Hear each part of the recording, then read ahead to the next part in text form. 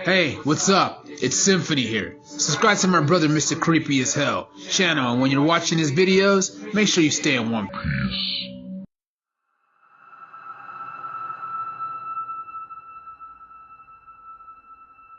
My name is Devin, and this happened back in 2020. This was around the summertime during the height of the pandemic. Like a lot of people, I got laid off my job, and I was desperately needing another job. I remember putting out applications on Indeed and going to different other websites to apply for jobs, leaving my email and my number and all the other things I needed to make sure I got hired or at least got a call in for an interview. One evening as I was sitting down looking for more jobs, my phone rang.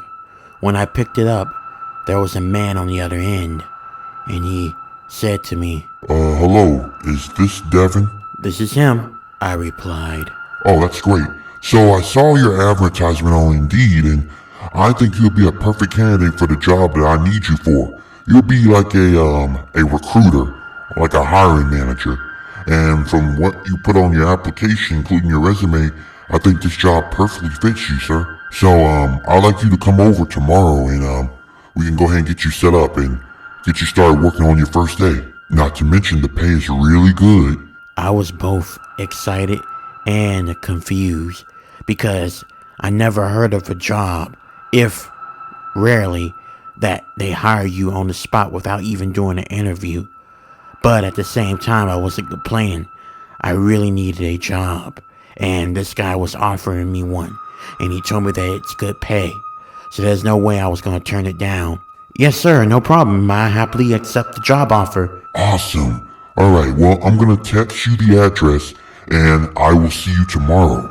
He said before hanging up. The next day, I drove over there to the address that was given to me, and I stepped out of the car. It was a building. I went inside the building, and I met up with the man I was on the phone with. His name was Mr. Black. Looking back on that, I now know that wasn't his real name. That was a name that he used as a code to try to keep his real identity a secret after finding out what they were doing and what he was doing. Alright, Devin, your job is pretty simple. This is like an organization where we hire people, mostly women, and we basically just gonna be interviewing them, recruiting them, and you come back and check with me to make sure I agree with it, then you hire them for a position here. I need a recruiter, and you seem like you'll be the perfect fit for it. That's all you're doing. Simple, you make good money, easy job. "Sounds good to me. I can't wait to start," I told Mr. Black. After that, he got me all set up, and then I started doing interviews. The women I interviewed were very strange. Something about them was also off as well.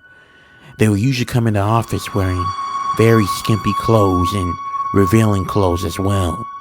I didn't think that was really appropriate for the workplace, but if Mr. Black didn't mind, it wasn't bothering me at all. Once I interviewed them, I would go and talk to Mr. Black about who can we hire and who do we deny. For the next couple of months, this went well, and I had no problem. That was until I discovered something horrifying. This was on my day off.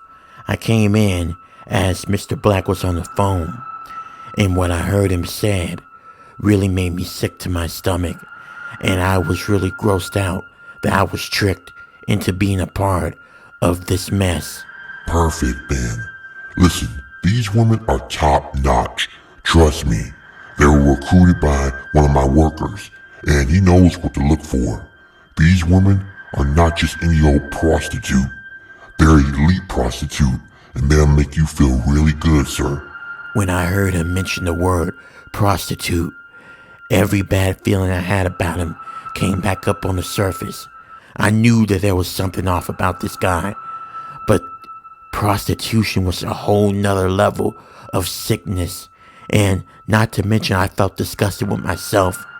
I was intentionally, basically recruiting women to become prostitutes, and it made me sick to my stomach. I quietly ran out because I didn't want to face Mr. Black. I ran until I got to my place, and I called 911. When the cops arrived, they discovered that there was an organization going on, sex trafficking, and it was worse than what I thought. Apparently, Mr. Black had 3,000 women under prostitution, and the former recruiter, that's what he calls it, when he found out about what Mr. Black was doing, Mr. Black killed him. I was lucky that I was able to escape alive and to get those women some help. The fact that he didn't tell me that I was a part of something like this scares me. And now I have a fear of getting jobs that I don't know nothing about. I have to do research, especially if it's not a well-known company that you're a part of. Luckily, the cops believed me when I told them that I knew nothing about this, that I was blinded. So I wasn't facing any charges.